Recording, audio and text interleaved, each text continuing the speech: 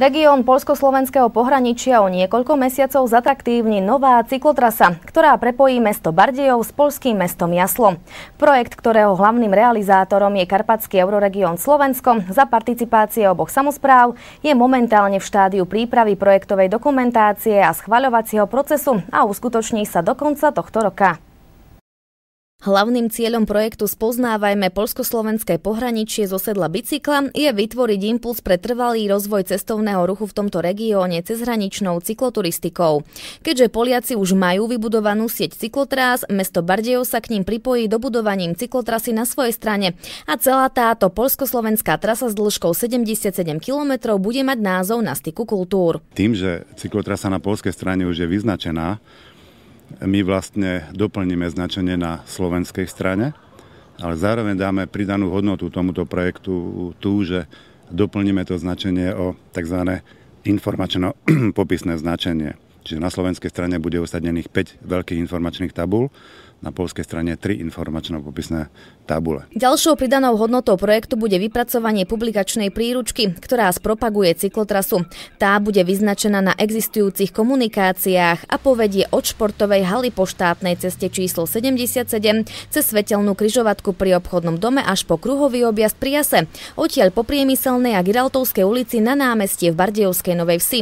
Trasa bude pokračovať po ceste 3. triedy cez obec Andrejovu až po križovatku pod vrchom Zverník. Tam ostro zabočíte doľava, prejdete vrchom, lesíkom a dostanete sa na štátnu cestu v Smilne. Prejdete cez obec Smilno, následne cez Nižnú Polianku a zabočíte k štátnej hranici Ožena. Celý tento projekt má za cieľ podporiť cykloturizmus, ktorý je moderným športom v súčasnosti pre všetky vekové kategórie. Nechceme len vyznačiť trasu, ale dať jej ten iný rozmer poznávací, ktorý má veľký význam.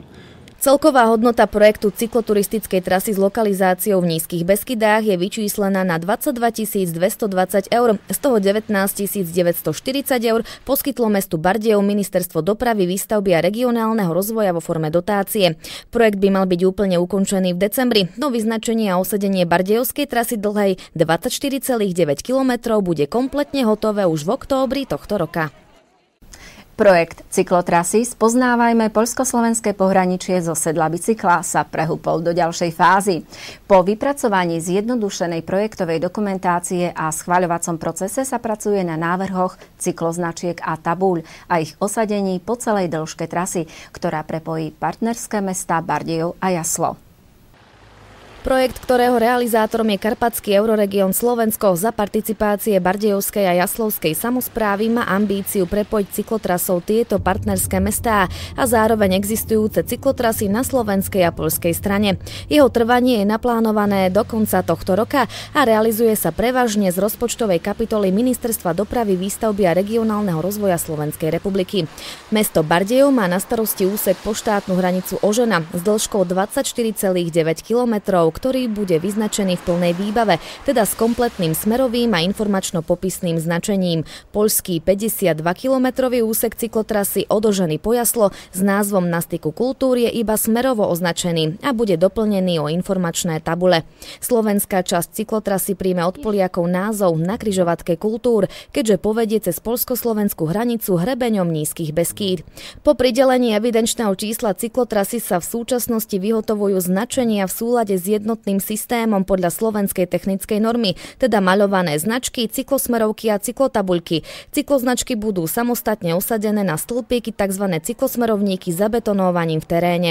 Projekt je jedinečný v tom, že jeho súčasťou je vypracovanie takého premysleného informačno-popisného systému, ktorý pozdĺž celej trasy spropaguje a upozorní cykloturistu na atrakcie, ktoré stojí za to vidieť a navštíviť, napríklad pamiatky, liečivé pramene, hrady, drevené kostolíky či skanzeny.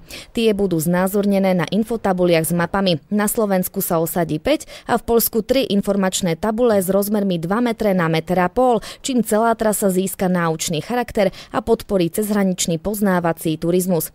Pracuje sa tiež na príprave a preklade propagačnej príručky k cyklotrase, ktorá bude slúžiť na jej prezentáciu a mala by byť hotová najneskôr v novembri.